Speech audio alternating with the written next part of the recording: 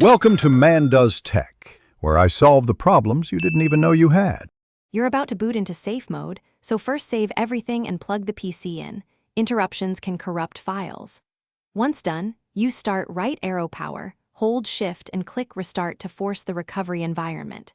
This step bypasses normal startup, so you load minimal drivers, helpful for isolating drivers and startup apps that cause crashes. Make sure to have admin access.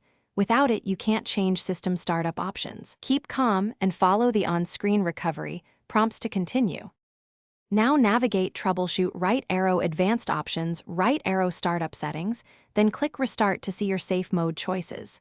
You'll see numbered options.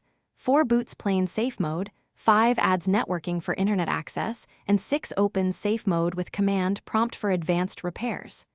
Choose based on the fix you need. For driver installs, pick plain safe mode. For downloads, choose networking. Once selected, Windows restarts into that minimal environment, so you can uninstall bad software. After you log into safe mode, run your repairs. Uninstall problematic apps, update or rollback drivers, and run antivirus scans. When finished, restart normally. If Windows keeps booting into safe mode, open msconfig system configuration and disable safe boot, or use settings right arrow recovery to change startup behavior.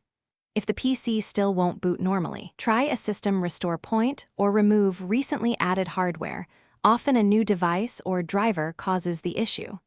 One key tip: keep a backup before major changes. Thanks for watching.